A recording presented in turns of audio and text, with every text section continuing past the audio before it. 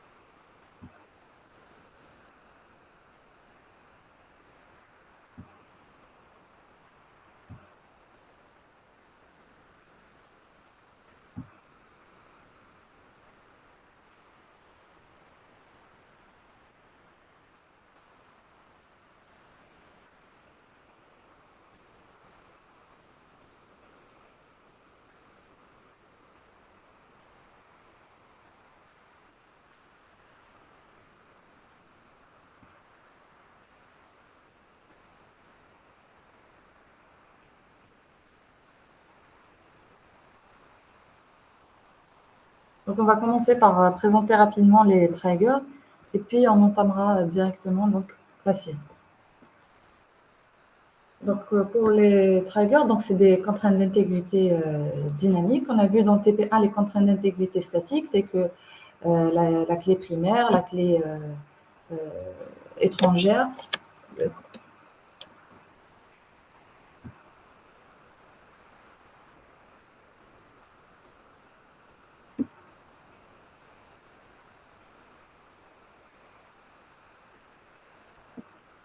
Bonjour, est-ce que vous m'entendez?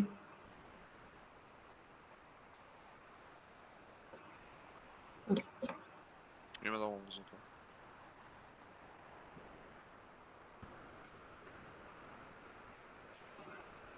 Donc, je disais, là, on va voir les contraintes d'intégrité dynamique.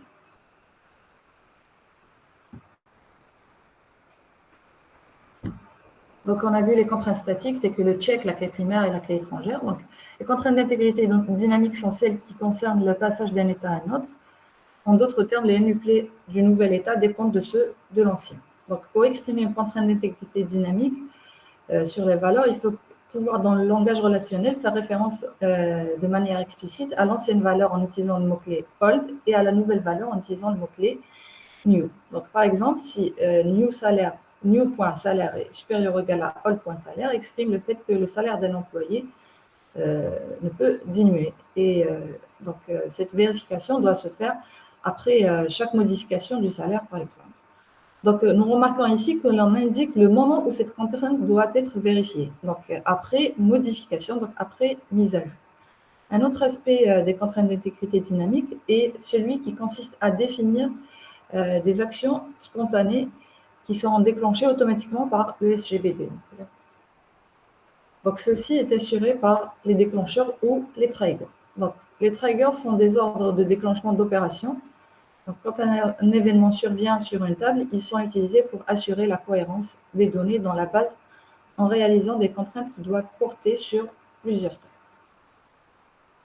Donc, on a ici la syntaxe de définition d'un trigger. Donc, c'est create or replace. Donc, or replace, on ajoute en général or replace.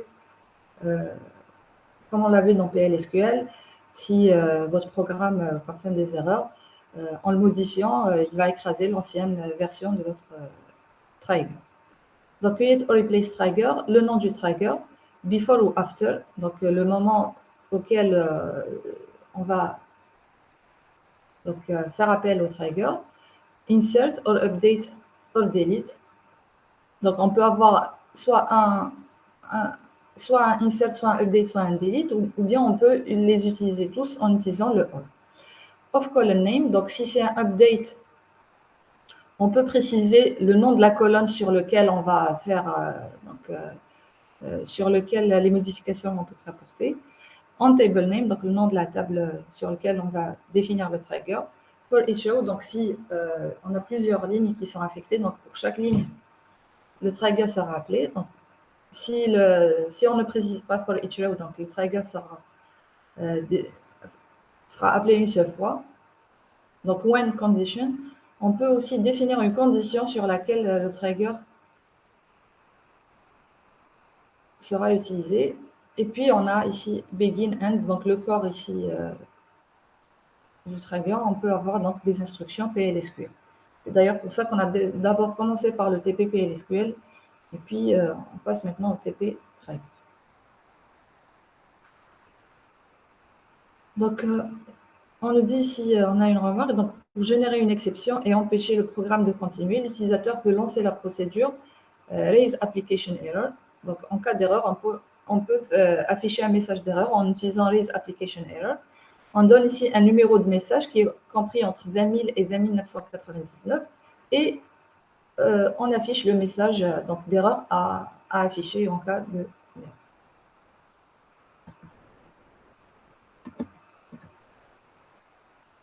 On a ici un petit exemple, donc soit le schéma relationnel suivant, on a la table employé qui a comme attribut nom, salaire et numéro département. Le nom est une clé primaire de la table employé et numéro département fait référence à numéro département de département. Puis on a la table département qui a numéro département comme clé primaire, nom département et NB employé. Donc on veut exprimer que lorsque un nouvel employé est inséré dans la base, le nombre d'employés figurant dans la relation département doit augmenter de 1 pour le département du nouvel employé. Donc, lorsqu'un nouvel employé est inséré, donc le trigger il sera défini after insert on employee.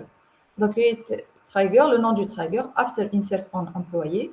Et qu'est-ce qui fait ce trigger? Donc, le nombre d'employés figurant dans la relation département doit augmenter. Donc, le NB employé ici de la table département doit augmenter de 1 après insertion d'un employé. Donc, update département, set NB employé égale à NB emp plus 1, where, donc numéro département est égal au numéro département de l'employé qu'on vient d'insérer. Et le numéro de l'employé qu'on vient d'insérer, donc il fait référence à quoi? À new numéro département.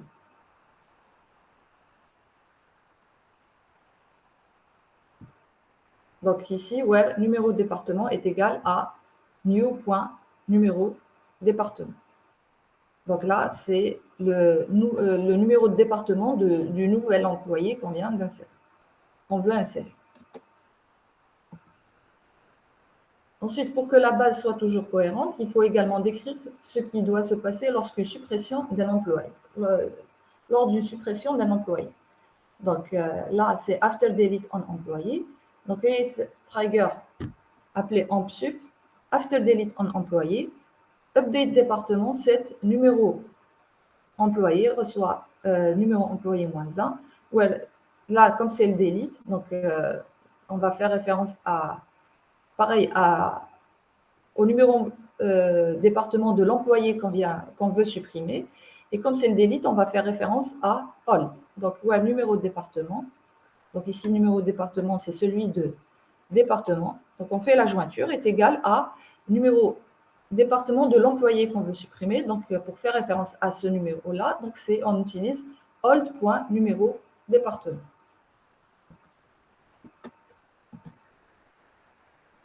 Donc si l'événement est une modification, donc un update, donc le new, dans ce cas, le new, c'est la variable contenant la valeur de l'enregistrement concerné après sa mise à jour. Et le old, c'est la variable contenant la valeur de l'enregistrement concerné avant sa mise à jour. Donc ici, si l'instruction de déclenchement du trigger est un insert, seule la nouvelle valeur a un sens. Donc si vous définissez un trigger after ou before insert, seul le new a un sens. Si l'instruction de déclenchement est un delete, donc seule l'ancienne valeur a un sens. Donc seul le hold a un sens. Et si c'est bien sûr un update, donc là on peut utiliser le new ou le hold comme on vient de le voir dans l'exemple précédent. Donc quand le trigger comporte plusieurs instructions de déclenchement, par exemple insert or delete or update, on peut utiliser des prédicats conditionnels. Donc par exemple if inserting, si on définit le trigger sur insert or delete or update, donc on peut le définir un même trigger pour les trois cas. Et dans ce cas-là, on peut utiliser if inserting, if deleting, if updating, et on donne les instructions pour chaque cas. Donc, trigger, nom du trigger, par exemple ici, before insert or update on employé, begin, if inserting then, if updating then, end. Concernant le update, donc il peut être suivi d'un nom de colonne. Donc, on peut préciser le nom de colonne sur lequel on veut définir le trigger. Donc, create trigger, nom du trigger, before update of salaire. Donc, on définit ici la colonne sur laquelle on veut travailler. On, employé, donc là, c'est le nom de la table. Begin, if updating, salaire. Donc, on peut préciser dans le if updating, on peut préciser aussi la colonne. Then, et on a nos instructions. Donc là, on va parler brièvement de privilèges. Donc, il faut avoir le privilège de create trigger pour pouvoir créer un trigger. Il faut soit posséder la table sur laquelle on veut définir un trigger, soit posséder le privilège alter sur cette table sur laquelle on veut définir un trigger, ou soit posséder le privilège alter any table. Pour la modification des triggers, donc on a dit on a ajouté le or replace, donc ça nous permet de modifier le trigger si on veut le modifier ou bien en cas d'erreur. D'ailleurs, si vous avez, en cas d'erreur, si vous avez des erreurs, vous pouvez utiliser show errors. C'est comme ce qu'on a vu, donc c'est la même chose que PLSQL. Si on veut supprimer un trigger, donc c'est drop trigger, le nom du trigger. Un trigger peut être activé ou désactivé. Donc, si vous vous rappelez, dans le TP1, on avait vu comment activer ou désactiver une contrainte d'intégrité. C'est la même chose pour la contrainte d'intégrité dynamique. Donc, il peut être activé ou désactivé. Donc, pour le désactiver, donc alter trigger, nom du trigger disable. Si on a plusieurs triggers sur une même table, on peut utiliser alter table, nom de la table, disable all triggers. Et puis, si on veut le réactiver, donc c'est alter table, plutôt alter trigger, nom du trigger, enable. Et si on a on a désactivé tous les triggers d'une même table, donc pareil, alter table, nom de la table, enable all triggers. Donc, les définitions des triggers sont stockées dans les tables de la métabase, notamment dans les tables user triggers, all triggers et DBA triggers, et puis un bloc. Une dernière remarque, donc un bloc PLSQL dans un trigger peut contenir un bloc exception gérant les différentes erreurs possibles avec les clauses one. Donc là, on va voir un petit exemple avant de commencer. Donc on a la table employé qui a comme attribut numéro employé clé primaire, salaire, grade. Grade ici fait référence à la clé primaire de la table gris. Donc là, c'est une clé étrangère. Donc, on a la table gris qui a comme attribut grade, donc c'est la clé primaire, sal min, donc salaire minimum et salaire maximum. Donc là, on veut vérifier que le salaire d'un employé, on veut s'assurer que le salaire est compris entre les bornes correspondant au grade d'un employé. Donc, avant insertion ou modification d'un employé, on doit vérifier que son salaire est compris selon le grade, donc est compris entre salaire minimum et salaire maximum. Donc, create trigger, vérifie grade salaire. Before insert or update of salaire et grade. Donc, on précise ici les deux colonnes concernant l'update. On la table employé. For each row. Donc, ici, ce qu'on va faire, on va récupérer le salaire min et le salaire max de l'employé qu'on veut soit insérer ou donc du nouvel employé qu'on veut soit insérer ou de l'employé qu'on veut modifier. Donc, on va récupérer son salaire min et son salaire max et vérifier ensuite si ce salaire min et ce salaire max est compris entre les bornes définies selon la table grille. Donc, pour les récupérer, si vous vous rappelez, donc, dans PLSQL, si votre requête select retourne une seule ligne, on définit des variables, donc pas besoin de définir un curseur, on définit juste des variables qui vont nous permettre de récupérer le résultat dans ces variables-là. Donc, on va définir deux variables, donc declare, min_sal de type number et max_sal de type number. Donc, sinon, on aurait pu utiliser %type du même type que salmin et salmax. Begin, donc select salmin, salmax into, donc on va sélectionner salmin et salmax, into min_sal et max_sal qu'on vient de déclarer. From gris, where, grade ici, est égal, donc là, vu qu'on veut soit insérer, soit modifier, donc where est égal à new.2.new.grade.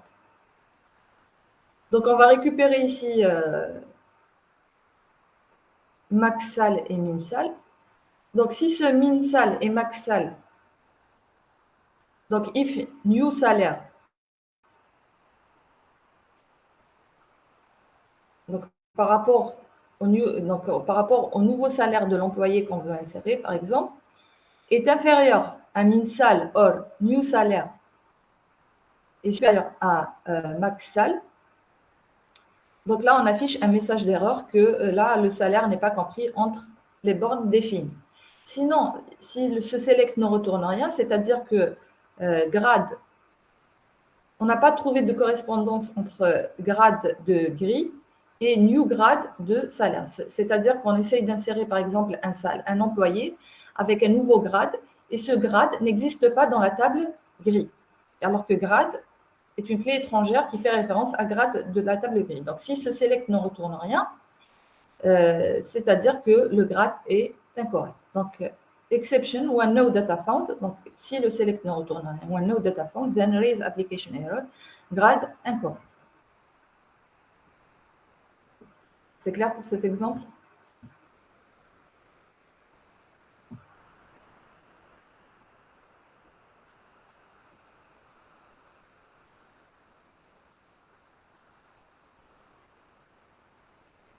Pour le deuxième exemple, donc on a une table employé qui a comme clé étrangère numserve et une table service qui a comme clé primaire numserve.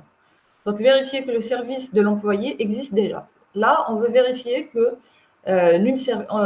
par exemple, avant insertion ou modification de employé, si on veut modifier donc sur numService, si on veut modifier le numService, il doit exister dans la table service. En fait, on veut faire le travail de la vérification de la clé étrangère. Donc, même si, bien sûr, on a dû le définir quand on a défini les tables, que numService est une clé étrangère qui fait référence à numService de service. Donc, si on veut insérer, par exemple, un employé avec numService qui n'existe pas dans service, il va afficher automatiquement un message d'erreur. On veut, en plus, juste pour s'exercer, définir un trigger qui permet de faire le travail donc, de vérification de clés étrangères.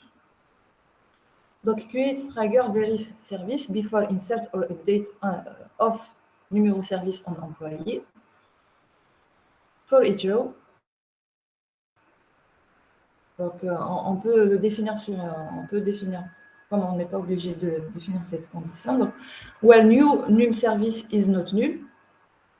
Donc là, on vérifie que l'employé qu'on est en train d'insérer, par exemple, que numService est not null. Quand il est à not null, on lance le trigger. On va ici,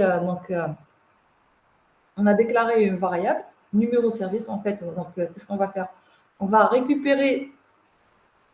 écrire une requête SQL qui permet de récupérer un numéro service de employé.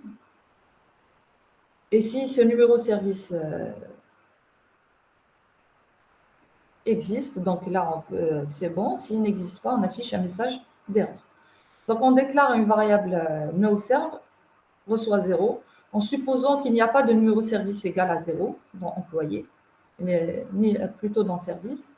Donc, select numserve into noServe from service where numserve est égal à new numserve. Donc là, vous avez la jointure where. Donc, on récupère numéro de service où numserve est égal au numéro de service de l'employé qu'on veut insérer. Si ce select, donc là, il me retourne un numéro de service. Si ce numéro de service reste à 0, c'est que c'est que le numéro de service n'a pas changé. Donc, s'il n'a pas changé, donc il n'a pas récupéré de valeur de numéro de service de la table service. Donc, s'il est resté à 0, donc on affiche un message d'erreur que le numéro de service est incorrect. S'il nous donne une autre valeur que 0, donc il a récupéré, il a pu trouver une correspondance entre num service de service et le nouveau new num service de employé. On verra aussi dans la série un autre exemple par rapport à la clé étrangère. Pour finir, donc là, c'était juste pour parler de SysState. Donc, on a une table film qui a comme année de sortie, qui a comme attribut année de sortie. Donc, on veut vérifier que l'année de sortie doit être inférieure à l'année courante, sinon on affiche un message d'erreur. Donc, create trigger, nom du trigger, before insert or update on film, for each row déclare. Donc, on déclare année courante, une variable année courante qui permet de récupérer, pareil, donc, le résultat du select. Donc, begin. Donc, select year sysdate. Donc, là, c'est pour récupérer sysdate, donc c'est pour récupérer l'année courante. Donc, c'est prédéfini donc, dans Oracle. Select year sysdate into année courante. Et puis, pour garder la cohérence du select, donc pour garder la syntaxe correcte du select, on ajoute from dual. Donc là, ça nous permet de récupérer l'année courante. Donc, if année courante est inférieure à new année, donc new année, donc l'année qu'on veut, par exemple, insérer, then raise application error, la contrainte ici n'est pas respectée.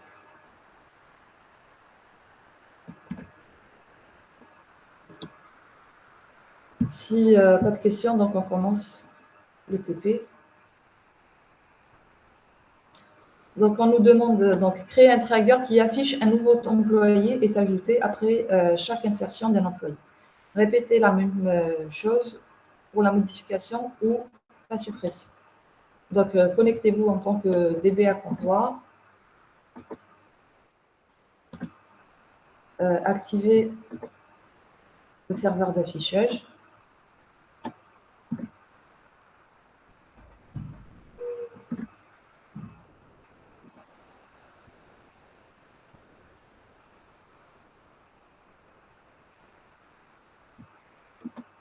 Donc là, le trigger, qu'est-ce qu'il fait? On veut juste, après insertion d'un employé, afficher un message qu'un employé a été inséré.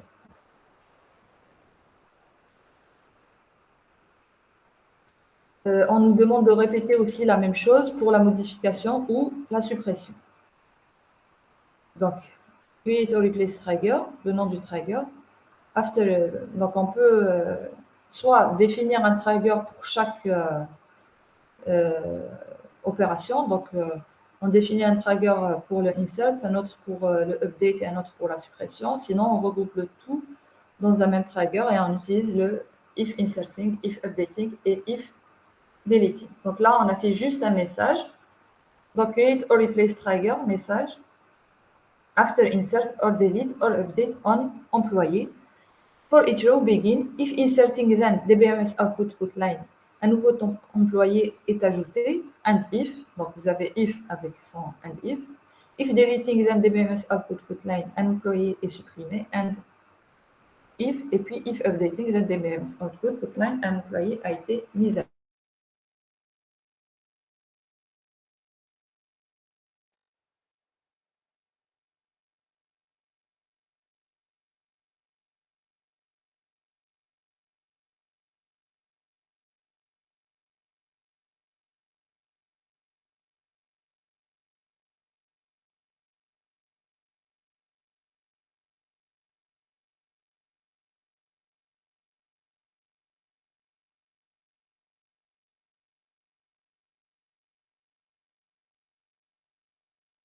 et l'erreur.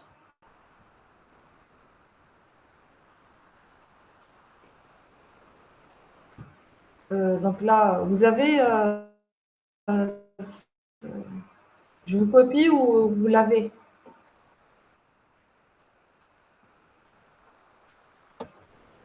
Bon, pour ma part, j'ai déjà créé le trigger, donc je l'ai déjà testé, etc. Mais je vais le recompiler. De toute façon, j'ai all replace, donc il va écraser donc l'ancien trigger.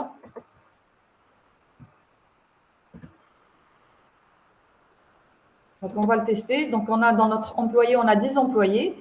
Donc, j'ai pris la dernière ligne et j'ai mis au lieu de, ici, numéro employé, au lieu de 10, j'ai mis 11. Donc, on va insérer un nouvel employé et on va voir il est censé nous afficher. Donc, voilà, il nous affiche le message, un nouveau employé est ajouté. Après le update, pareil, un employé a été mis à jour. Et puis, si on le supprime, un employé a été supprimé. Je vous copie ou c'est pas la peine?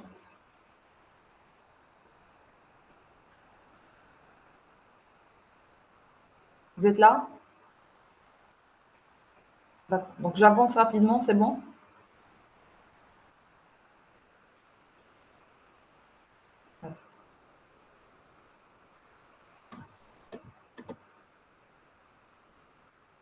Ensuite, on nous demande de créer un trigger qui affiche un produit est ajouté à la catégorie. Donc là, on doit afficher ce message. Donc, un produit est ajouté à la catégorie et on doit récupérer le nom de la catégorie. Après, donc on nous dit après chaque insertion de la table produit. Donc là, le trigger, il va être créé après insertion, donc after insert, on table produit. Donc, quand on insère un tuple dans la table produit, donc on a code catégorie. Donc, pour ce code catégorie qu'on vient d'insérer dans la table produit, on doit afficher son nom. Donc, pour récupérer le nom, on doit le récupérer à partir de la table catégorie. Donc, qu'est-ce qu'on fait ici?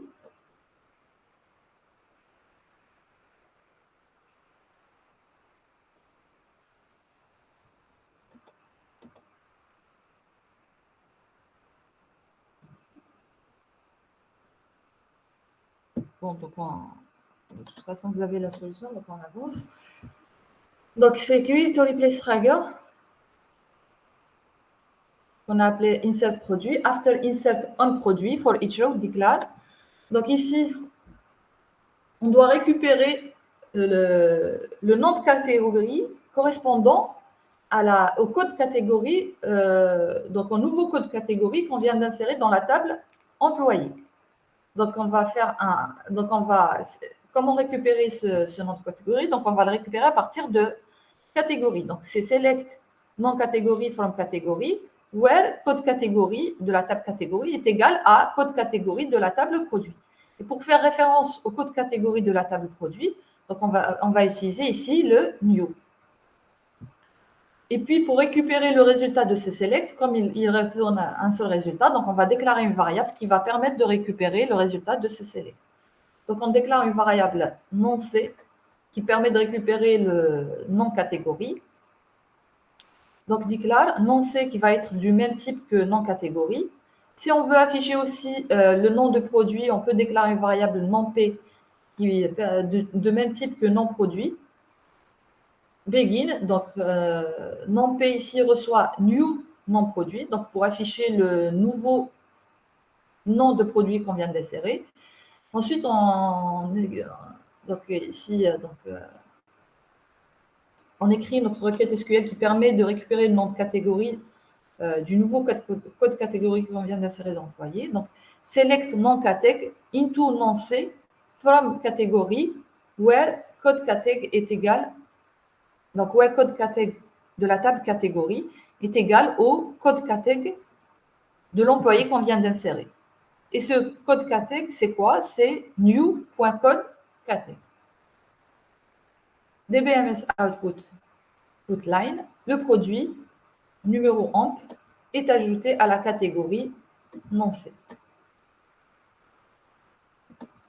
C'est clair ici?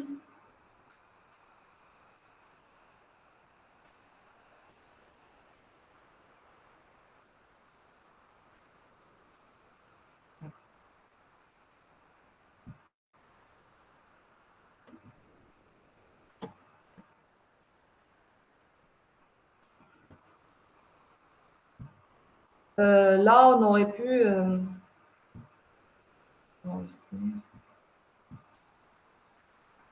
on aurait pu ne pas déclarer une variable pour numéro plutôt non employé et utiliser directement dans le message qu'on veut afficher, directement new.non, plutôt, pardon. Là, on travaille sur la table produit. Donc là, bien sûr, on déclare la variable qui va permettre de récupérer le résultat du select. Par contre, par rapport à non employé, donc dans l'exemple ici, on a déclaré une variable non-p et on a mis non-p reçoit new.new.nonprod et puis on a dans le message, on a mis directement non-p. On aurait pu ici ne pas déclarer cette variable et mettre directement new.nonprod ici. Donc là, c'est ce que je vous ai mis là. Donc là, le produit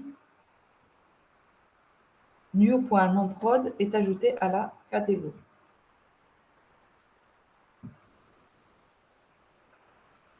Si je prends cet exemple, je ne sais pas si je l'ai mis.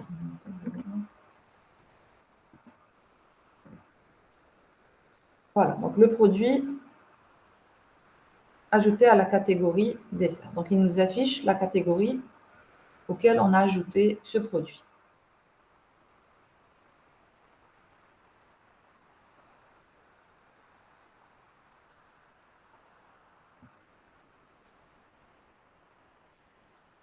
Ensuite, on nous demande de créer un trigger qui vérifie avant modification de l'attribut code client dans la table commande que la nouvelle valeur existe réellement, sinon il refuse l'opération. Donc pareil, donc ici, qu'est-ce qu'il fait? Il va faire le travail de vérification de la clé étrangère.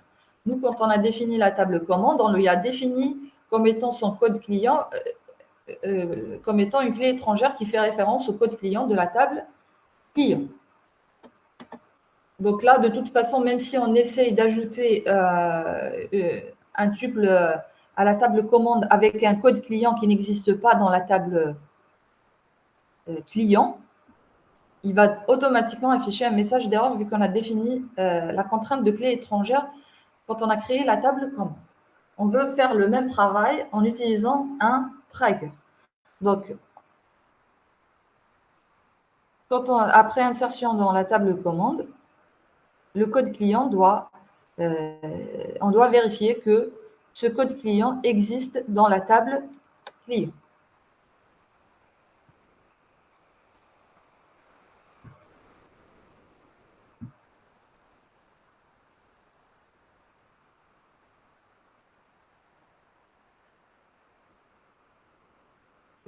Voilà.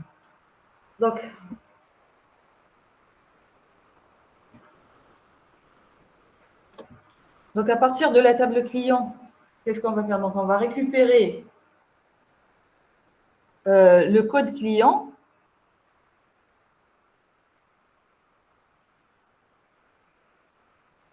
Donc, le code client, donc on vérifie, est égal au code client de la table commande. Et code client de la table commande, c'est quoi?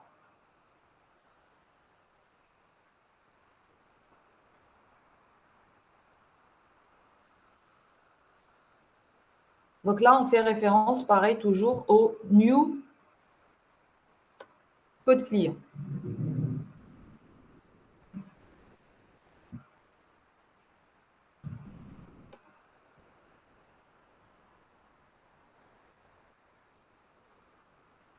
Donc, on déclare une variable, par exemple, i.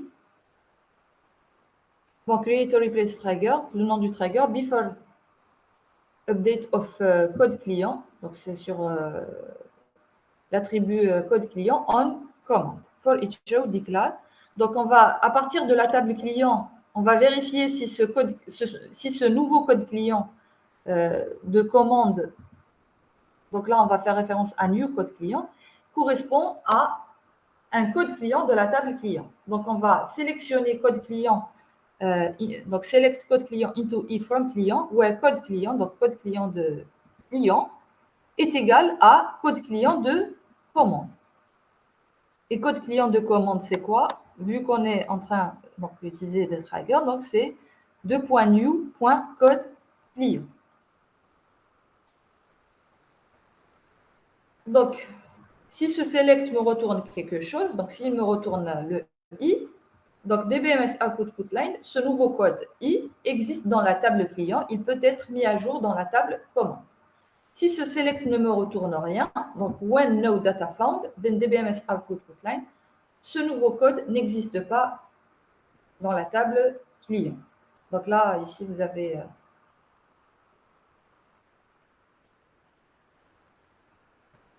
par rapport ici, c'est par rapport là. Donc là, c'est un caractère spécial, donc c'est pour ça qu'on a mis ici deux fois.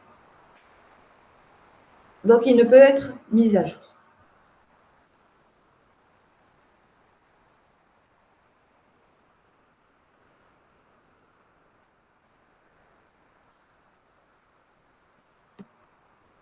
Là, j'ai repris le même exemple. On peut ne pas afficher ce message et afficher directement le message d'erreur. Donc, directement, donc on récupère, donc on écrit la requête qui permet de récupérer code client de la table client qui correspond à new code client de la table commande. S'il ne retourne rien, donc when no data found, then la nouvelle valeur n'existe pas dans la table client. When others, donc si votre trigger par exemple contient des erreurs, il vous affiche le message d'erreur avec le code d'erreur. Et puis là, c'est un exemple que j'ai pris, juste pour vous montrer qu'on peut utiliser aussi les curseurs dans les triggers. Donc là, ici, on a utilisé une requête simple de select qui permet de récupérer le code client de la table client, where code client est égal au new code client de la table commande. Donc là, il nous retourne un sur le résultat. On aurait pu parcourir tous les codes clients de la table client. Donc, on parcourt tous les codes clients de la table client. Dès qu'on trouve une correspondance avec le new code client, on sort avec le message qu'il faut. Donc là, pour parcourir tous les codes clients, on va définir un trigger. On va définir un curseur, si vous vous rappelez des curseurs, si vous avez pris le temps de revoir un peu tout ça pendant les vacances. Donc, create or replace trigger, qu'on a appelé update code client. Before update of code CLI on command. For each row declare. Donc, on va déclarer un curseur qui va permettre de parcourir tous les codes clients de client. Donc, cursor appelé CR is select code CLI from client. On déclare une variable i qui est initialisée à 0. Donc là, c'est pour sortir du curseur en cas de correspondance. Donc, par exemple, sinon, vous aurez pu utiliser un booléen. Donc, si on trouve une correspondance, on met i à 1. Donc là, c'est pour pouvoir faire nos tests. Donc, on rentre dans le corps de notre programme. Donc, begin, on va utiliser la boucle for. Donc, for item in CR, donc on va parcourir tout le curseur. Loop, if item.codeCli, donc là, le CR, donc il affiche codeCli, donc item.codeCli, donc est égal à code client de commande qu'on essaye d'insérer ou plutôt de modifier. If item.codeCli est égal à new codeCli, then, donc si on trouve une correspondance, on met le i à 1. And if, and loop. Une fois qu'on a fini de parcourir la boucle, donc si le i reste à 0, c'est qu'on n'a pas trouvé de correspondance avec le new code client qu'on veut modifier dans la table commande. Donc là, on affiche un message d'erreur. Ce code n'existe pas dans la table client, il peut être mis à jour. And if, si on sort avec i égale à 1, then dbms output, ce code existe dans la table, il peut être mis à jour. C'est clair?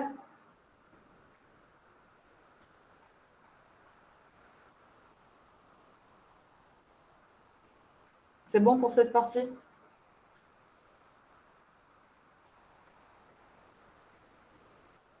D'accord. Est-ce que, juste une question, est-ce que vous avez pris le temps de voir ce TP-là pendant les vacances, juste pour voir si j'avance plus rapidement pour passer à l'exercice de TD ou pas?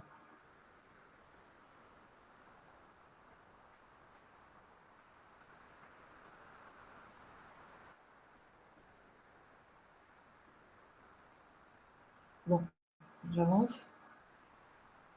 Vous pouvez prendre le temps de le tester si vous voulez. Est-ce que j'ai mis...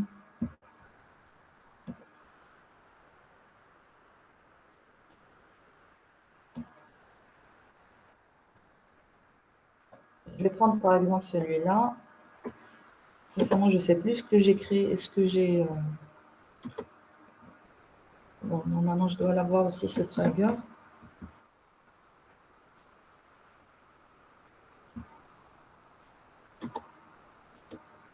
Je vais voir si je n'ai pas déjà inséré cette ligne. Je l'ai déjà inséré.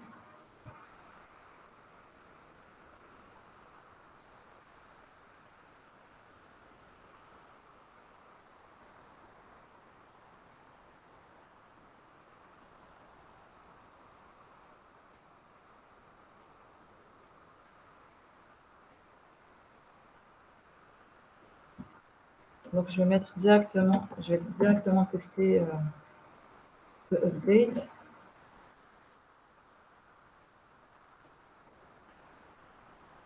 Voilà, donc j'ai essayé de modifier ici update commande set code client. On a mis ici xxx. Le code client n'existe pas. Ce code client n'existe pas dans la table client, where numéro de commande est égal à 10 496. Donc, il nous affiche le message d'erreur de la contrainte d'intégrité qu'on a créée, de la clé étrangère qu'on a créée qu'on a définie lorsqu'on a créé notre table. Et il nous affiche aussi le message du trigger. Ce nouveau code n'existe pas dans la table client. Il ne peut être mis à jour dans la table commande. Là, j'ai deux messages qui s'affichent parce que j'ai dû créer deux triggers. Donc, j'ai dû créer les deux, celui-là aussi ou celui-là. Je ne me rappelle plus ce que j'ai créé comme trigger. Il faudrait que je les affiche à partir du dictionnaire, mais on va pas prendre. Si on teste aussi celui-là,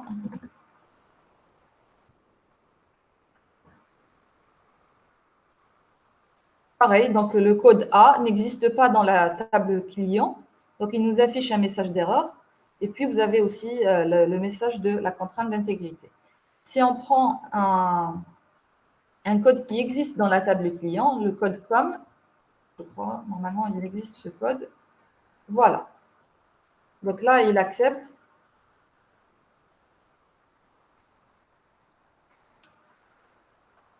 Je vous ai dit, j'ai deux triggers créés sur cette table.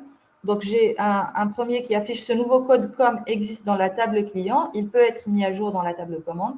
Puis, ce nouveau code existe dans la table client. Il peut être mis à jour dans la table commande. Je vais voir lequel des deux.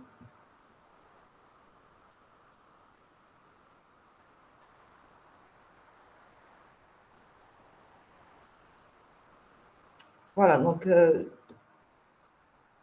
ce nouveau code I, donc il correspond à ce trigger. Ce message, il correspond à ce trigger. Et puis, ça peut être mis à jour dans la table commande. Là, ça doit être... j'ai dû tester celui-là avec le curseur. Bon, si c'est bon, on passe à...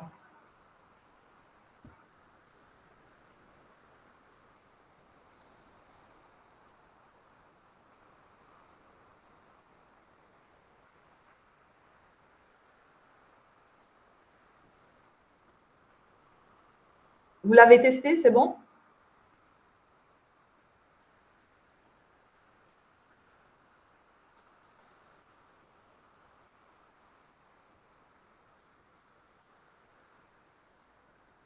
Ok, donc on passe à la question suivante.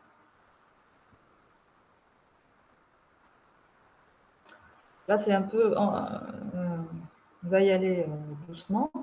Donc, l'administrateur veut, pour un besoin interne, avoir le chiffre d'affaires généré par chaque produit. Pour cela, il ajoute un attribut chiffre d'affaires dans la table produit. Si vous vous rappelez, dans le TP1, on avait écrit une commande qui permet d'afficher, qui permet plutôt de calculer le chiffre d'affaires d'un produit, je crois, je ne sais plus. Oui, normalement d'un produit, généré par un produit. Oui, voilà. On avait vu donc une requête qui permet de calculer le chiffre d'affaires d'un produit. Là, on veut ajouter un attribut à la table produit, appelé chiffre d'affaires, qui permet justement de récupérer le chiffre d'affaires de chaque produit. Donc, on nous demande dans un premier temps d'ajouter l'attribut chiffre d'affaires à la table produit. Moi, je l'ai déjà, donc allez-y, vous pouvez copier ça. Donc, alter table produit, add chiffre d'affaires de type number. Vous pouvez puis faire describe. Je vais faire un describe produit pour ma part. Normalement, je l'ai. Voilà, donc chiffre d'affaires de type number.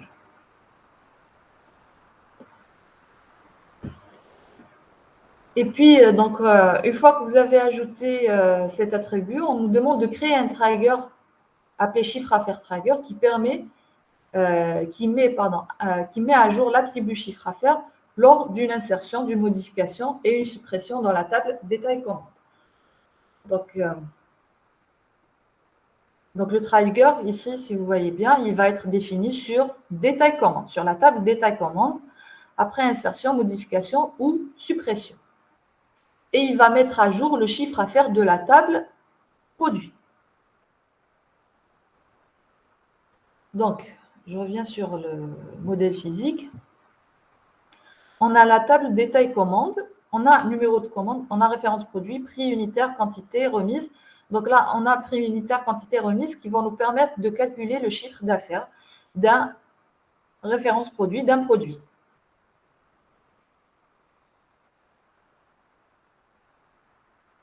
Donc, après insertion d'un nouveau produit dans détail commande, donc après insertion d'une nouvelle commande d'un nouveau produit dans détail commande, on calcule son chiffre d'affaires en utilisant le prix unitaire et quantité et remise. Une fois qu'on l'a calculé, on doit mettre à jour donc cette valeur-là dans chiffre d'affaires qu'on a ajouté à la table produit. Dans un premier temps, ce qu'on va faire, donc on va considérer que on ne va pas considérer parce que nous, notre table détail commande, elle contient déjà des produits donc elle contient déjà des détails sur les commandes de chaque produit. Donc on ne va pas considérer dans un premier temps, on ne va pas considérer les tuples existants dans le détail commande. On va plutôt travailler sur les nouveaux tuples qui vont être soit ajoutés dans le détail commande ou plutôt sur les nouvelles modifications ou les nouvelles suppressions qui vont se faire sur les tuples, par contre, existants dans la table détail commande. Donc, dans un premier temps, on va travailler sur le insert, donc after insert on détail commande. Donc, qu'est-ce qu'on va faire? Après insertion, donc on va calculer le chiffre d'affaires de détail commande et mettre à jour chiffre d'affaires, donc l'attribut chiffre d'affaires de produit.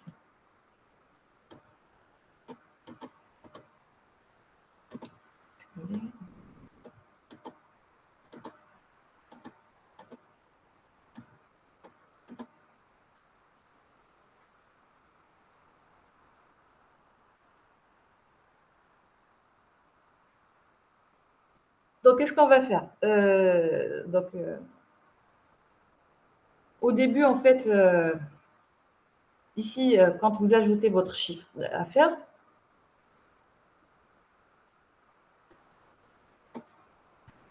Si vous affichez maintenant, par exemple, ici, donc si vous affichez votre chiffre à faire de votre produit, bon, pour ma part, c'est bon, il contient déjà des valeurs, mais si vous l'affichez, en fait, il ne vous affiche rien, il est à nul. Donc, du coup, qu'est-ce qu'on va faire? Avant de mettre à jour ce chiffre à faire, qu'est-ce qu'on va faire? Bon, quand vous avez déjà la solution, je vais directement commenter la solution. Donc, qu'est-ce qu'on va faire? En fait, en le testant au début, normalement, on met directement à jour. Donc, qu'est-ce qu'on est censé faire? On est censé calculer le chiffre à faire de nouveau tuple qu'on vient, par exemple, d'insérer dans détail commande.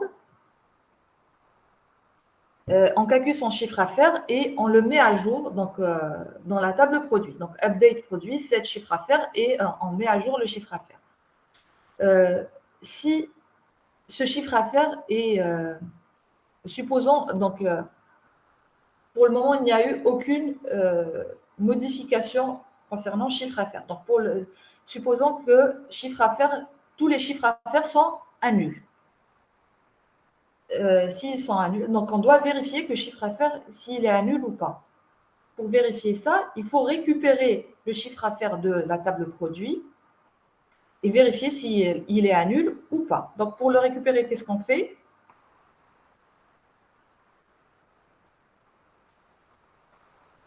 Donc là, c'est juste une requête select simple. Donc, on récupère le chiffre à faire dans une variable i, par exemple, et on vérifie si ce i est à nul ou pas. Donc, je déclare une variable i du même type que chiffre à faire de la table produit pour pouvoir récupérer le chiffre à faire de produit. Donc, select chiffre à faire into i from produit, où la référence produit est égale à new.référence produit. Donc là, où référence produit de ce chiffre à faire est égale au. Donc là, je veux calculer, bien sûr, le chiffre à faire du nouveau produit qu'on vient, par exemple, d'insérer dans détail commande. Donc, je vérifie, par exemple, j'ai le produit, je ne sais plus comment sont appelés les produits.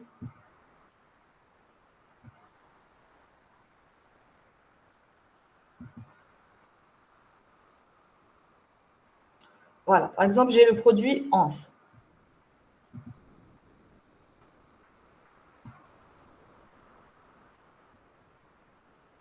Je veux justement insérer une nouvelle commande, donc de nouveaux détails commandes sur le produit ANS dans la table détail commande.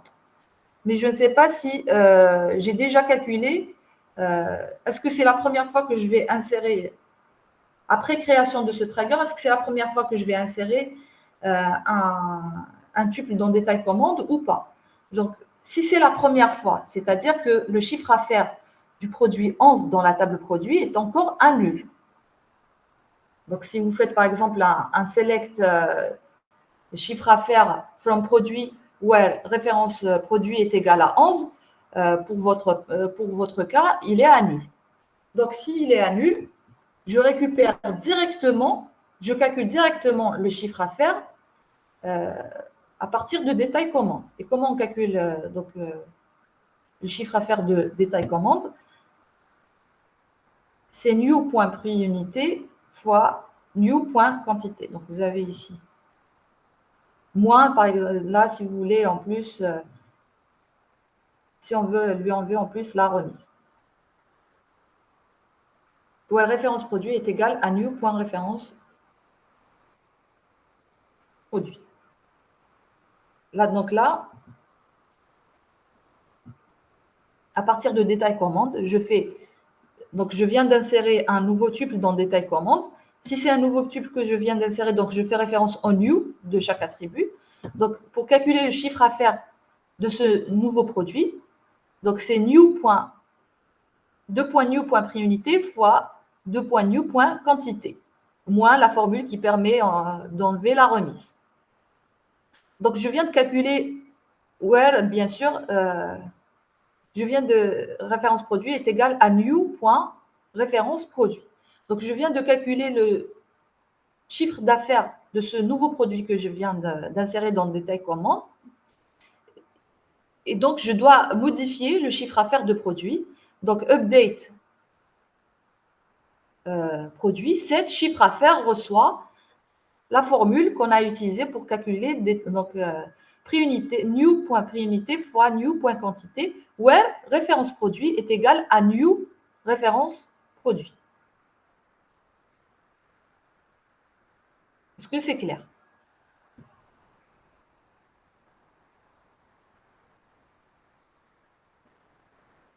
Je reviens sur un, voilà. Est-ce que c'est clair?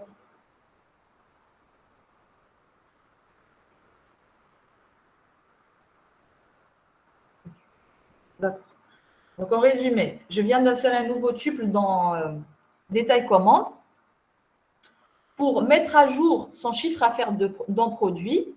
Donc, c'est update produit, set chiffre d'affaires est égal, et vous avez toute la formule. Donc là, je suppose que chiffre d'affaires, il est à nul.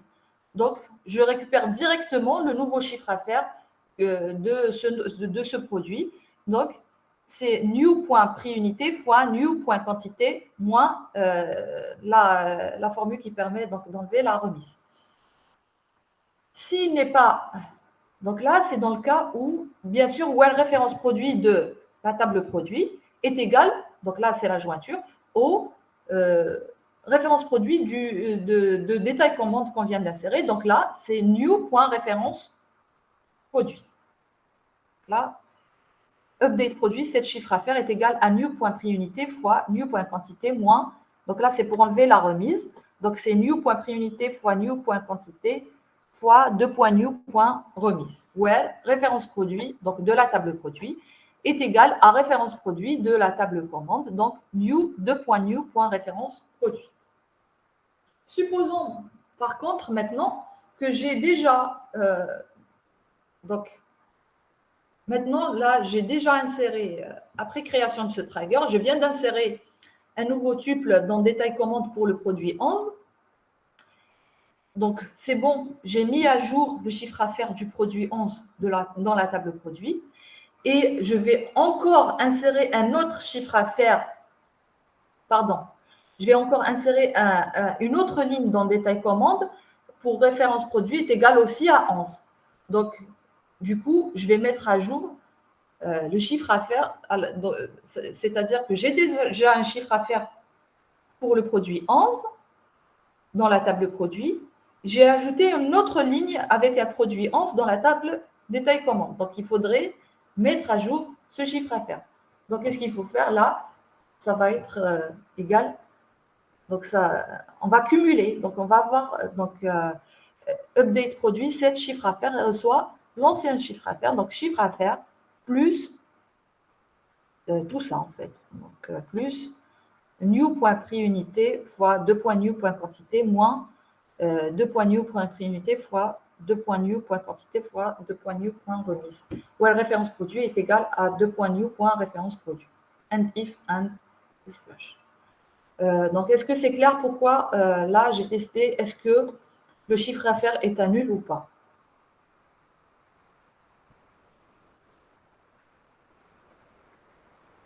Donc, si le chiffre à faire dans un premier temps, il est à nul, je récupère directement, je calcule directement le chiffre d'affaires de du nouveau produit que je viens d'ajouter dans le détail commande et je l'enregistre. Donc, je modifie le chiffre à faire. Donc, il va avoir une nouvelle valeur. Donc, maintenant, le chiffre à faire, il a une certaine valeur dans la table produit. S'il n'est pas à nul, c'est-à-dire, par exemple, dans ce cas-là, j'ai déjà inséré, après création du trigger, j'ai déjà mis à jour le chiffre à faire. Donc, on va ajouter au chiffre à faire existant le nouveau chiffre à faire du nouveau produit qu'on vient d'insérer dans détail commande. Est-ce que c'est clair?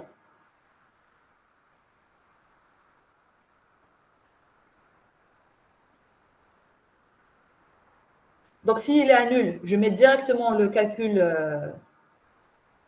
du chiffre à faire du produit. S'il n'est pas à nul, c'est chiffre à faire, donc c'est celui qui existe déjà dans la table produit, plus le nouveau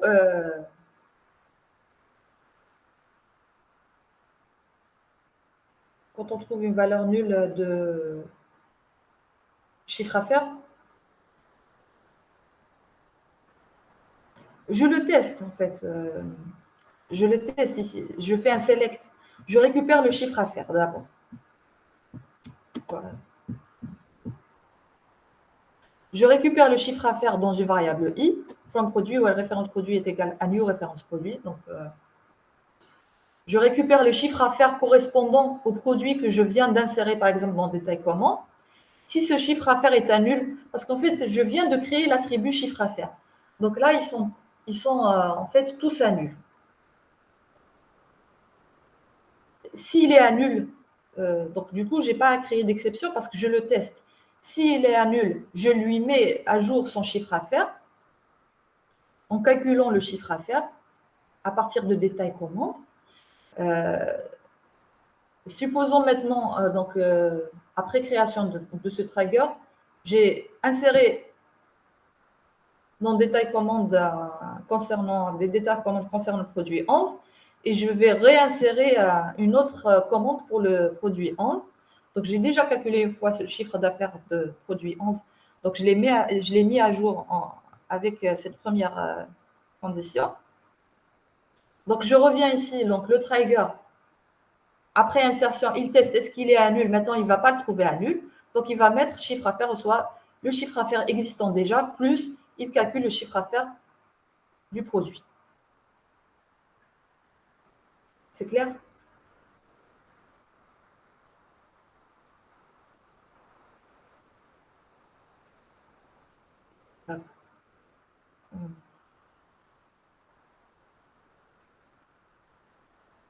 Donc là, en fait, à tête reposée, vous l'auriez vu, hein, parce qu'en fait, en testant, là, quand je l'ai fait, c'est en testant qu'on voit qu'il est soit nul ou non. Donc,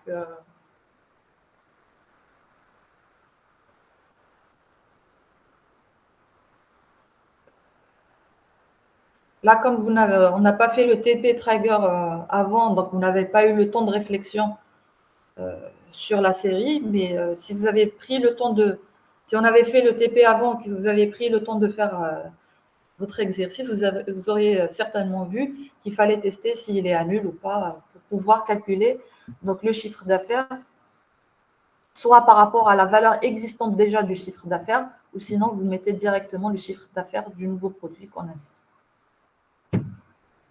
Donc là, maintenant, si c'est clair par rapport au nul ou pas, je passe là. Du coup, je passe rapidement par rapport au update et au delete. Donc pareil, par rapport au update, donc si je modifie un tuple de détail commande, pareil, je teste si son chiffre d'affaires existe déjà dans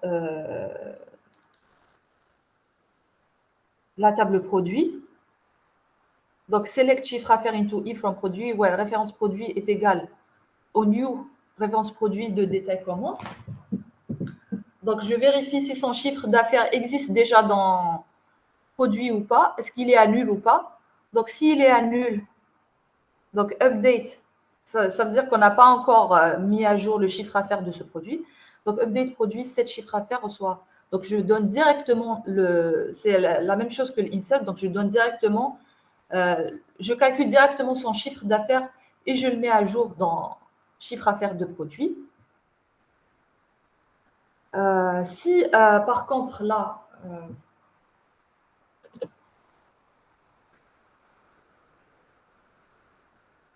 je vais agrandir. Donc else, donc si le chiffre à faire de ce produit existe déjà dans la table, donc par exemple, imaginons, on a pris le produit 11, on a calculé son chiffre d'affaires pour une quantité de, par exemple, 20. Maintenant, on a modifié le produit 11 dans la table détail commande et on a mis maintenant la quantité à 50. Moi, j'ai déjà un chiffre d'affaires pour la quantité 20. Maintenant, je dois modifier le chiffre d'affaires pour la quantité 50. Du coup, qu'est-ce qu'on fait?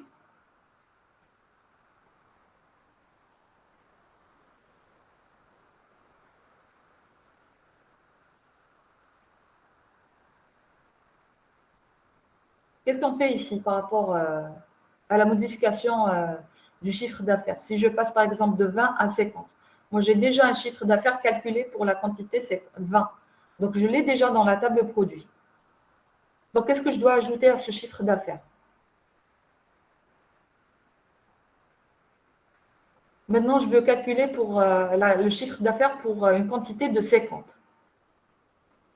Qu'est-ce que je dois ajouter au chiffre d'affaires existant déjà dans la table produit?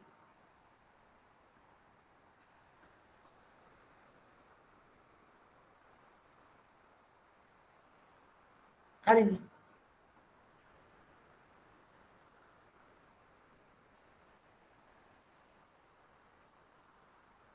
Donc, supposons que j'ai déjà calculé mon chiffre d'affaires pour une quantité de 20 pour le produit 11. Donc, j'ai donc mis à jour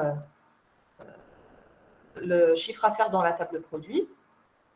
Ensuite, j'ai modifié le produit 11 dans la table détail commande. Et pour la quantité, j'ai mis 50. Donc, j'ai modifié la quantité. J'ai mis 50 au lieu de 20.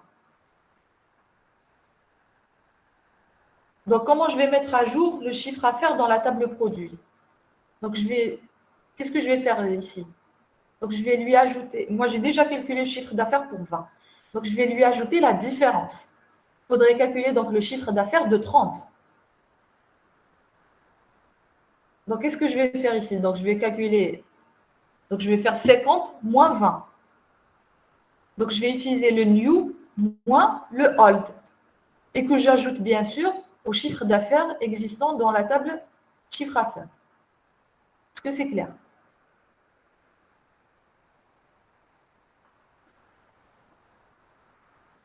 Donc, du coup, ici, update produit 7 chiffres d'affaires.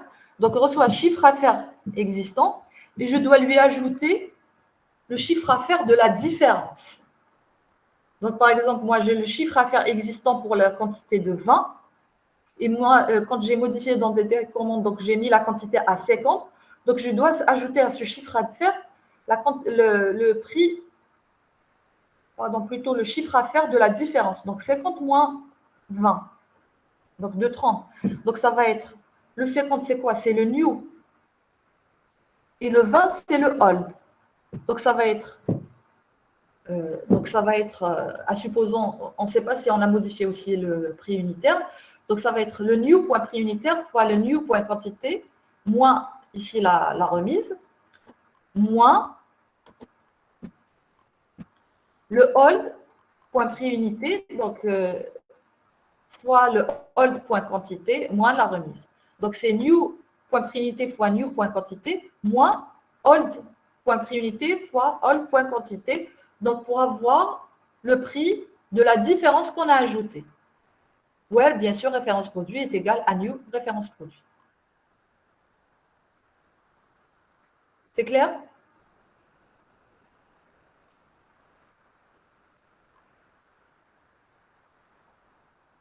Est-ce que vous êtes avec moi là? D'accord. Donc là, ça, par rapport au new et old, c'est pour calculer la différence. Pareil, donc là, si vous ne l'avez pas fait déjà, donc bon, vous pouvez prendre le temps de tester. Et puis, vous pouvez prendre le temps de la réflexion et vous verrez que donc là, pour calculer, pour ajouter la différence, d'ailleurs, même si c'est une valeur négative, donc il va soustraire. Donc, si par exemple, il était à 50, maintenant on a diminué le prix à 30. Donc, le new, c'est quoi? C'est 30 et le old, c'est 50. Donc, 30 moins 50, donc ça va être une valeur négative. Il va soustraire donc du chiffre à faire la différence. Pour la suppression, donc pareil, on vérifie s'il est nul. Donc, si on veut supprimer les détails commandes du produit 11, toujours sur le produit 11, donc si on veut supprimer, s'il est à nul, donc si on n'a pas calculé le chiffre d'affaires du produit 11, si elle annule, donc on le met à 0. Donc, update produit, c'est chiffre d'affaires reçoit 0, when référence produit est égale au old. Donc, je vous rappelle que quand on est dans le delete, on n'utilise que le alt. Quand on est dans l'insert, que le new. Quand on est dans update, on peut utiliser le new et le alt. Else, donc là, si j'ai déjà calculé le chiffre d'affaires du produit 11 et que je veux, parce que je vous rappelle que dans le détail commande, vous pouvez avoir plusieurs lignes du produit 11. Donc, on veut supprimer une commande du produit 11. Donc, ça va être, je prends le chiffre à faire de la table produit du produit 11. Donc, where référence produit est égal à old.référence produit. Et je soustrais le chiffre d'affaires de ce produit que je veux supprimer. Donc, c'est old.prix-unité fois old.quantité moins la remise. C'est clair là?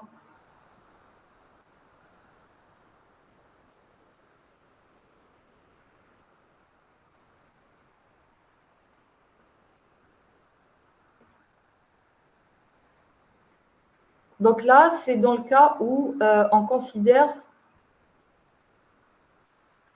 le chiffre. Donc là, c'est comme. Donc là, dans le cas où on considère que le chiffre à faire, on vient de l'ajouter, l'attribut chiffre à faire, on vient de l'ajouter, il est à nul. Et on teste par rapport aux nouvelles modifications, aux nouvelles suppressions et aux nouvelles insertions.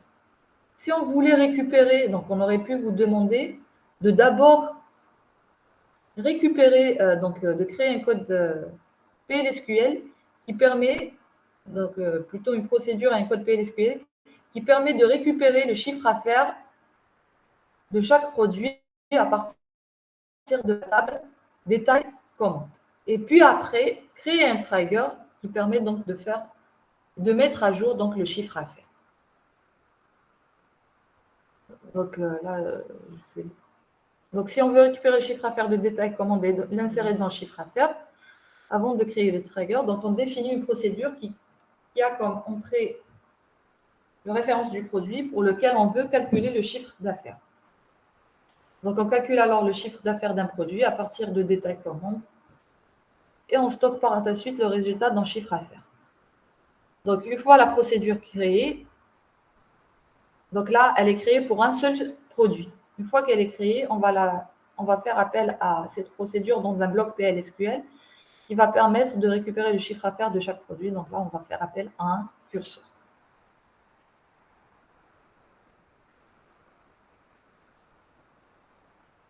Donc là, là c'est entre parenthèses, on revient sur du PLSQL. Hein. On ne travaille pas sur les triggers. Donc, create or replace procédure, appelée initialiser, qui a comme entrée le code P, qui est donc référence produit d'un produit. Is, donc on déclare une variable chiffre à faire qui permet de calculer le chiffre à faire, qui permet de récupérer le chiffre à faire de détail commande de ce produit. Et puis, une fois qu'on a récupéré le chiffre à faire de ce produit, on met à jour son chiffre à faire dans la table produit. Donc, select, là, on calcule tous les chiffres à faire, parce qu'on peut avoir, bien sûr, plusieurs lignes d'un même produit dans détail commande. Donc, on calcule tous ces chiffres à faire. Donc, c'est somme unité fois quantité into chiffre à faire from détail commande, où la référence produit égale au code P, donc correspondant donc au code produit de la procédure initialisée. On a mis en entrée dans la procédure initialisée. Une fois qu'on a calculé le chiffre à faire de ce code P, on va l'insérer, donc le mettre à jour dans la table produit. Donc, update produit, set, l'attribut chiffre à faire reçoit ce chiffre à faire. Where, bien sûr, référence produit est égal à code P. And initialiser et slash. Donc là, on crée la procédure qui permet de calculer le chiffre d'affaires d'un produit donné et de mettre à jour son chiffre à faire dans la table produit. Donc là, on calcule le chiffre à faire de produit, d'un produit, et puis on met à jour le chiffre à faire de ce produit dans la table produit. C'est clair pour cette procédure?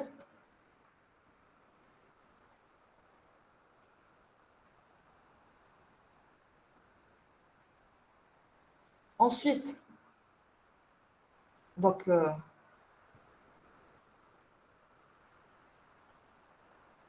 on a créé une procédure qui permet de calculer le produit, plutôt le chiffre à faire de chaque produit à partir de la table détail commande. Ensuite, pour ce produit-là, on a mis à jour son chiffre d'affaires dans la table produit. Donc, là, c'est pour un produit donné. Maintenant, on va faire appel à cette procédure dans un bloc PLSQL qui va permettre de parcourir chaque produit de la table produit et de calculer le chiffre à faire de chacun de ces produits. Du coup, donc, on va créer un bloc PLSQL et créer un curseur qui va permettre de parcourir chaque produit. Donc, declare cursor CR is select référence produit from produit. Donc, il va récupérer, donc on va parcourir chaque référence produit de produit. Begin for item ICR, loop, et on fait appel à la procédure. Donc, initialiser pour chaque produit, donc item.référence produit, and loop and. Si vous exécutez maintenant ce bloc PLSQL et vous faites le select, il vous affiche le chiffre à faire de chaque référence produit. Je vois ce que j'ai. Je n'ai pas repris TP de. Je ne sais plus ce que j'ai. Enfin, moi, j'ai des chiffres d'affaires. C'est déjà fait. C'est clair pour cette partie?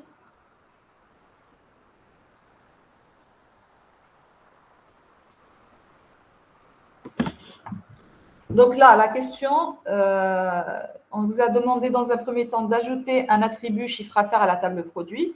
Quand on l'ajoute, nous, on a déjà des tuples dans détail commande. Donc, quand on l'ajoute, il est à nul. Donc, c'est pour ça, pour ne pas compliquer les choses. Pas pour ne pas compliquer les choses. Dans un premier temps, du coup, pour calculer le chiffre à faire après insertion, modification ou suppression dans détail commande, on a juste vérifier si, par rapport aux nouvelles insertions, aux nouvelles modifications et nouvelles suppressions de détail commande. Donc, on a juste vérifié est-ce que chiffre à faire est à nul. Mais on aurait pu vous ajouter une question et vous dire ajouter l'attribut chiffre à faire, récupérer d'abord le chiffre à faire de chacun des produits existants dans détail commande.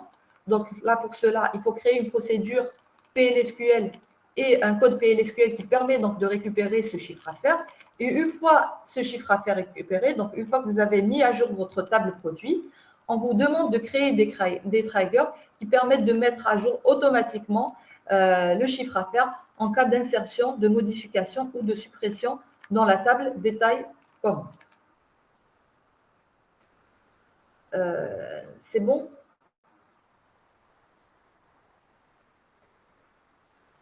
Est-ce que c'est clair par rapport à la procédure? Ou est-ce que je réexplique?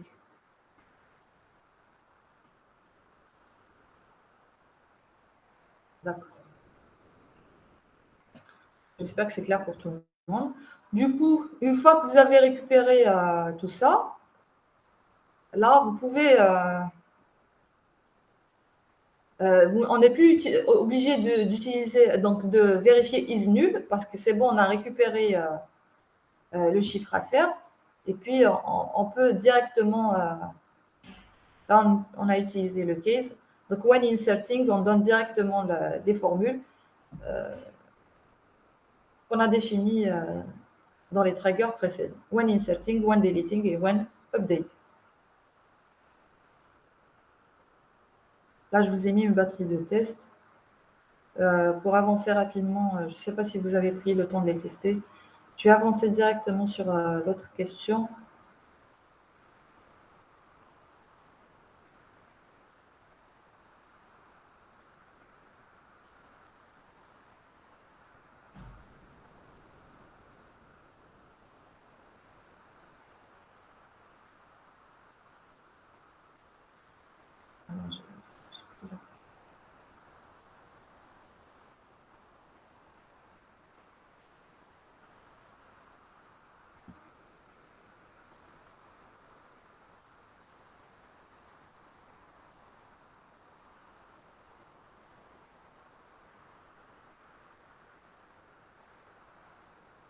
Donc, l'administrateur veut sauvegarder pour chaque jour le nombre de commandes passées. À chaque fois qu'une commande est ajoutée, on ajoute une ligne dans la table historique commande, date, total commande, ou bien on met à jour l'attribut total commande. Donc, ajouter la table et vérifier cette contrainte lors d'une insertion, d'une modification ou d'une suppression. Donc, après l'ajout dans la table commande, pour chaque jour ajouter dans la table, donc pour chaque jour, si on ajoute une commande, on calcule le nombre de commandes correspondant à cette journée.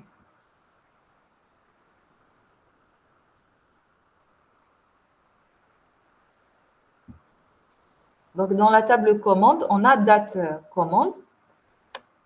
Donc, on vérifie quand on ajoute une commande, si elle est ajoutée à la même, si on ajoute plusieurs commandes à la même date, on calcule le nombre de commandes correspondant à cette date.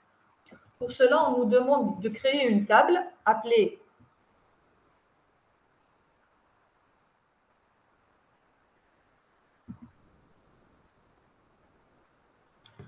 créer une table appelée historique commande qui a comme attribut date et total commande, donc le nombre de commandes correspondant à cette date. Donc, create table historique commande, date h, j'ai appelé date h de type date, et total commande de type number. On a ajouté la contrainte comme étant date h, comme étant clé primaire. Vérifiez, donc vous pouvez le faire maintenant rapidement. Donc, vérifiez cette contrainte lors d'une insertion, d'une modification ou d'une suppression. Donc, on crée une table historique commande. Par exemple, après insertion dans commande, si c'est... donc là, pareil, la table, elle est vide. Donc, là, je reviens par rapport un peu... On suppose là que la table est vide et qu'on travaille sur les nouvelles insertions et les nouvelles suppressions et les nouvelles modifications dans la table commande. Là, c'est une remarque par rapport à la question précédente où on a vérifié est-ce que c'est nul ou pas.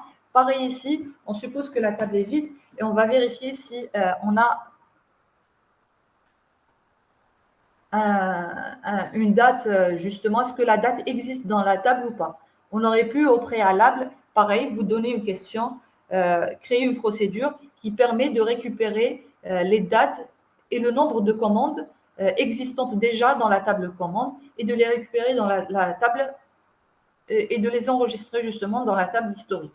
Donc, pour chaque date existante dans la table commande, on calcule le nombre de ces commandes et on les stocke dans la table historique. Donc, pour faire bref, là, on va rester juste sur les tests ou dans le cas où la table est vide ou pas. Donc, supposons qu'on n'a pas récupéré les données nécessaires à partir de la table commande. Donc, dans le cas d'une insertion, donc after insert on command. Donc, qu'est-ce que je fais? Je suppose ici que ma table historique est vide. Donc, je vous ai dit, on n'a pas récupéré les données nécessaires à partir de la table commande. Donc, du coup, après une nouvelle insertion, après une première insertion, donc je dois vérifier si, plutôt après une nouvelle insertion, je dois vérifier si, donc le trigger, il vérifie. Parce que, bien sûr, on peut faire plusieurs insertions après la création du trigger. Donc, je dois vérifier si cette date existe dans cette table. Pour vérifier si cette date existe, on va la récupérer à partir de cette table. Pour la récupérer, pareil, donc on va déclarer une variable qui permet de récupérer donc, cette date. Donc là, soit on récupère la date, soit on calcule le nombre. Donc c'est comme vous voulez. Hein. Ici, je ne sais pas si vous comprenez ce que je veux dire.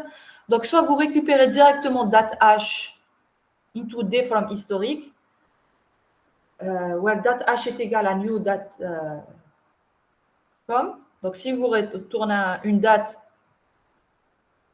vous faites les calculs, plutôt les opérations nécessaires. Sinon, vous pouvez calculer le nombre de dates hash. Select count date hash into D, le nombre de lignes de date hash. Bien sûr, date hash ici, c'est une clé primaire, donc il nous retourne soit 1, soit 0. Select count. Donc là, en fait, bien sûr, là, pourquoi on a préféré utiliser le count? Parce qu'en fait, c'est plus facile par rapport, ici, par rapport au test. Mais sinon, vous auriez pu utiliser, par exemple, un boolet et un wall. Donc après la sélection, vous mettez, si vous retourne quelque chose, c'est juste pour simplifier, en fait, chacun comment il code. Donc là, on aurait pu faire un select date hash. S'il retourne quelque chose, on met le i à 1, sinon il reste à 0 par exemple. On en a fait tout à l'heure par rapport aux clés étrangères. Bref. Là, on a calculé, donc on a déclaré une variable d qui récupère le nombre de lignes correspondantes à date hash. Comme date hash est une clé primaire, donc forcément c'est soit 1, soit 0. Donc, select count date hash into D from historic command, where date hash est égal à new date com. Donc, à la nouvelle date de la commande qu'on veut insérer. Si D égale à 0, donc si on n'a pas encore mis à jour, on n'a rien fait, donc si c'est la première fois qu'on insère cette date-là dans commande et qu'on ne l'a pas donc encore insérée dans historic command. Donc, si D égale à 0, then insert into historic date hash total command values, qu'est-ce qu'elle reçoit? New date.com et par rapport à total command, ce que je vous rappelle ici, c'est on calcule le nombre de commandes. Donc là, on vient d'insérer une seule commande, donc on met 1. Else, si la date, donc date hash existe déjà, donc on a déjà inséré une commande après la création de trigger avec cette date, donc on a fait ce test et on a inséré. Et puis, on insère une nouvelle commande avec la même date. Donc, la date existe déjà dans la table historique. Donc, update historic command, set total command reçoit total command plus 1, where date hash est égal à new date. And if and. Est-ce que c'était clair?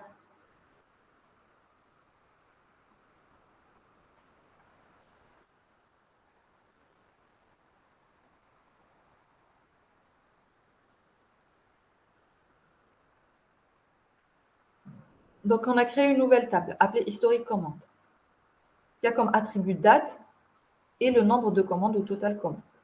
Donc, à partir de la table commande, après insertion d'une ligne dans la table commande, je dois récupérer le nombre de commandes correspondant à la date. Donc, je récupère la date, je la mets dans historique, je récupère le nombre de commandes correspondant à cette date. Au début, ma table historique, elle est vide, puisque je viens de la créer. Comme elle est vide, donc je crée le trigger, j'insère une nouvelle ligne dans commande. Donc, j'insère une commande avec une nouvelle date.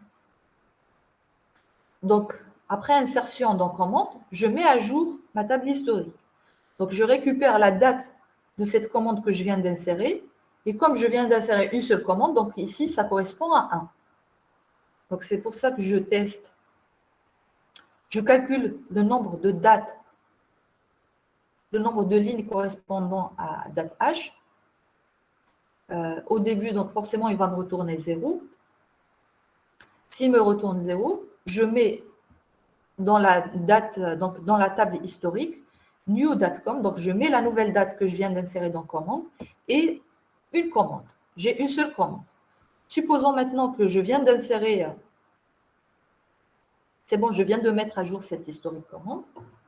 Maintenant, je viens d'insérer, après bien sûr création de ce track, je vais insérer une nouvelle commande avec la même date. J'insère une nouvelle commande dans la table commande avec la même date que je viens de mettre dans historique. Donc, qu'est-ce qu'il va faire? Il va juste insérer, donc il va tester. Est-ce que la date existe. Donc, select count date hash into D from historic command where date hash est égal à new date count. Il trouve qu'elle existe, donc il retourne 1. Dans ce cas-là, vu que la date existe déjà dans historic command, je vais juste mettre à jour total command et total command reçoit total command plus 1. Where date hash égale à new date count.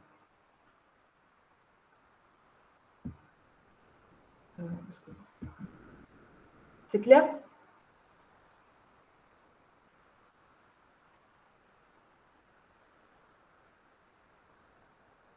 C'est bon? Est-ce que vous êtes avec moi?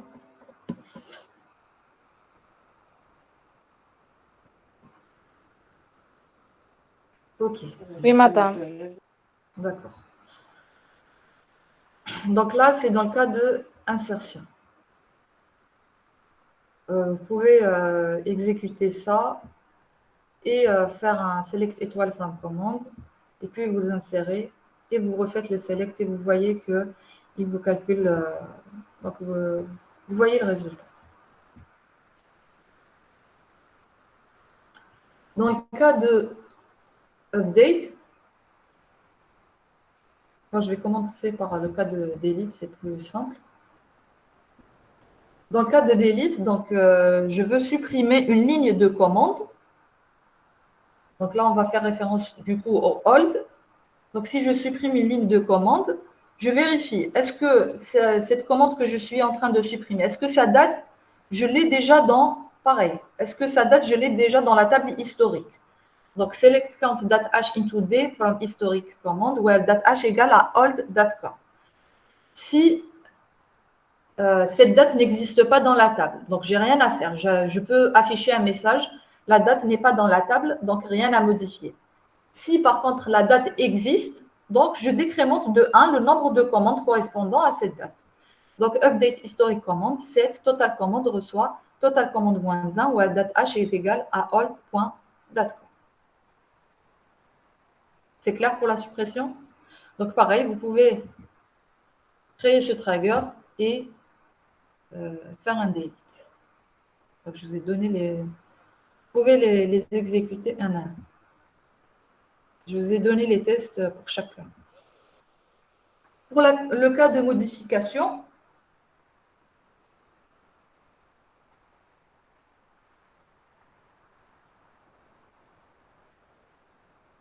donc si je modifie un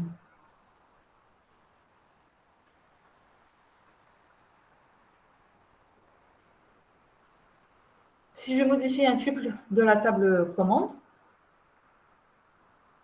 donc je vais donc je suppose qu'il existe déjà. Donc si je modifie un tuple de la table commande, donc je suppose que sa date, elle existe déjà dans... Pardon, je perds donc je suppose que sa date existe déjà dans la table historique. Donc, qu'est-ce qu'on va faire? On va décrémenter le nombre de commandes de la table historique. Donc, update historique commande, set total commande reçoit total commande moins 1, where date h est égal à old.datecom.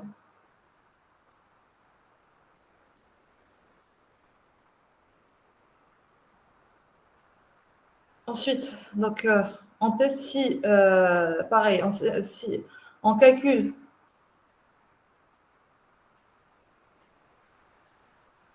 donc le nombre de dates h, le nombre de dates correspondant à cette date. Si c'est égal à 0, donc then insert into historic command date h total command values new datecom reçoit 1. Donc si c'est un nouvel, on a modifié la date. Donc là, si on a modifié la date, donc on a une commande avec une certaine date. Elle existe déjà dans votre table historique. Donc, je me répète ici. Donc, pourquoi on a commencé par ça? On a déjà une commande. Elle a une certaine date qui existe déjà dans historique. D'accord? Donc, et nous, on modifie cette date pour une nouvelle date. Je vais donner une date, je vais donner juste l'année. Par exemple, pour faciliter les choses, j'ai la commande de 1 avec l'année 2009. L'année 2009, elle existe déjà dans votre table historique. Donc, du coup, je vais modifier ce 2009 pour une nouvelle année. Je vais mettre 2010. Pourquoi je parle bon. Je ne sais pas pourquoi je suis passée à 2000. Bon, on est en 2022. Bon, j'ai l'année 2020, par exemple. J'ai une commande avec l'année 2020. Et j'ai déjà calculé le nombre de commandes pour cette date, pour 2020. Donc, 2020, elle existe déjà dans historique commande. Donc, je m'apprête à modifier ce 2020 à 2022. Mais je ne sais pas si ce 2022 existe ou pas dans historique commande. Donc, dans un premier temps, je sais que ce 2020 existe dans historique commande. Donc, je vais déjà décrémenter, vu que je vais changer cette date. Donc, je vais enlever une commande à 2020. Donc, dans un premier temps, je vais décrémenter le total commande. Donc, update historique commande, set total commande reçoit total commande moins 1, where date h est égale à old.com. Donc, date h est égale à 2020. Ensuite, moi, je la mets à 2022. Mais je ne sais pas si ce 2022 existe dans historique commande. Donc, je teste.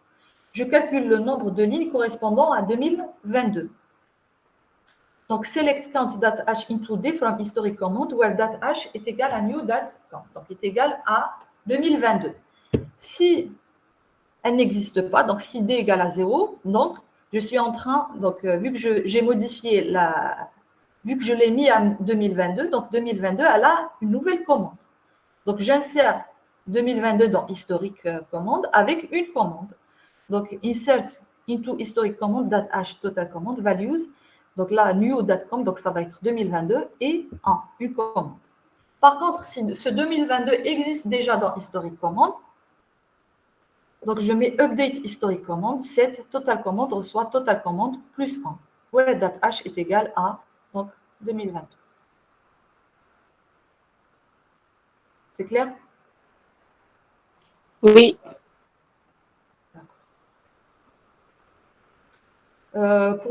Donc, du coup, là, on a testé avec, bien sûr, historique commande étant vide. On aurait pu, donc, vous pouvez vous exercer, écrire un code PLSQL qui permet de récupérer la date et le nombre de commandes déjà existantes. Bon, je suis passée assez rapidement, je n'ai pas pris le temps de tester la question précédente et cette question, donc je vous laisse le temps de le faire vous-même. Vous avez tous les trackers qui ont déjà été testés avec toutes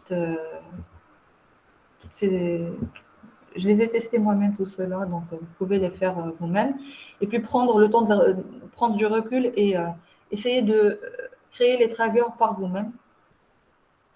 Là, je vois qu'on n'aura pas le temps, malheureusement, de faire l'exercice.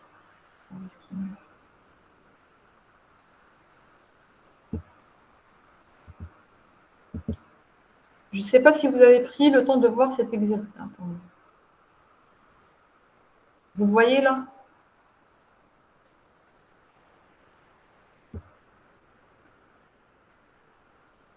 Vous voyez Oui, oui, madame. Je vous l'ai envoyé. Est-ce que vous avez essayé de le faire?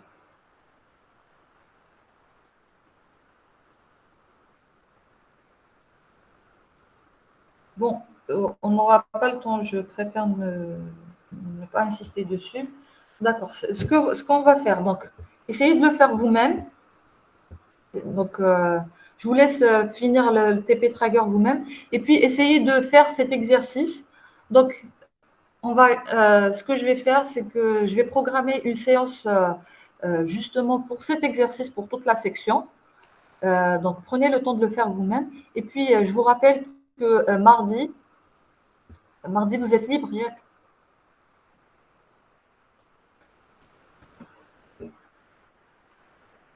Mardi, c'est votre... Est-ce qu'il y a un délégué ici?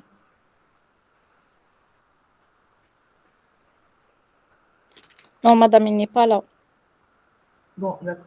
Bon, de toute façon, je me suis mise d'accord avec les délégués quand on a fait le CP avant la sortie. Je leur ai précisé que maintenant, on passe à la partie TD et comme on n'a plus le temps de les faire en présentiel, donc on va les faire en ligne et ce sera pour toute la section. Donc mardi, Inch'Allah, on va organiser une séance. Est-ce que vous avez fait les béarbres en cours? Je crois que vous n'avez pas eu le temps de les faire, mais on devra les faire quand même en TD. Et puis demain, vous allez commencer les transactions. Donc mardi, Inch'Allah, on va programmer une séance où on va commencer la partie TD. Donc, on va faire le TD sur les béarbres et j'espère avoir le temps de faire au moins un exercice sur les transactions. C'est votre journée libre mardi? Oui. Personne n'a programmé quoi que ce soit avec. D'accord. Donc, je vais vous programmer une séance à 9 h, si vous êtes d'accord, si ça vous arrange, de 9 h à 11 h, où on va commencer la partie TD. Pour l'optimisation, je sais qu'on est passé dessus rapidement. Donc, je voudrais aussi programmer une autre séance pour faire cet exercice-là. Donc, prenez le temps de faire l'exercice et on corrigera ensemble cet exercice sur l'optimisation. Je vais voir quand est-ce qu'on va le programmer. Demain, je ne peux pas. Jeudi, vous êtes libre? Vous avez une séance de libre jeudi, Inch'Allah?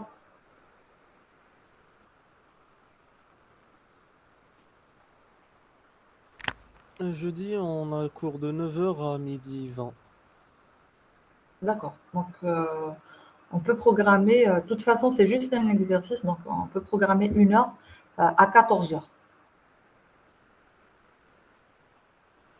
De toute façon, il faut que vous soyez coopératif, sinon au pire, je vous envoie la solution directement. Mais je préfère que vous essayez de vous exercer dessus et on corrigera ça ensemble. Donc, oui. Oui, Samy. On a TD de 13 h à 14 h, complexité. Ok.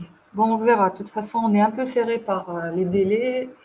Je sais que vous allez avoir plein de séances supplémentaires.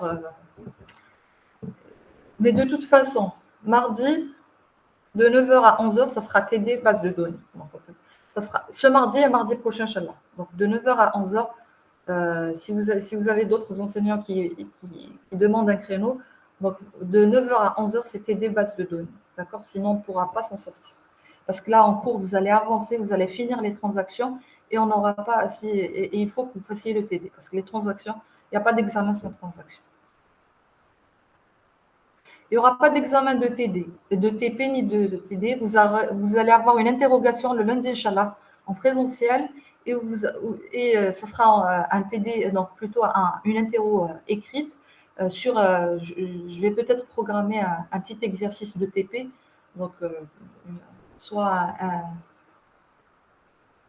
ça sera écrit. Ça sera écrit. Donc, vous aurez un exercice sur la partie TP.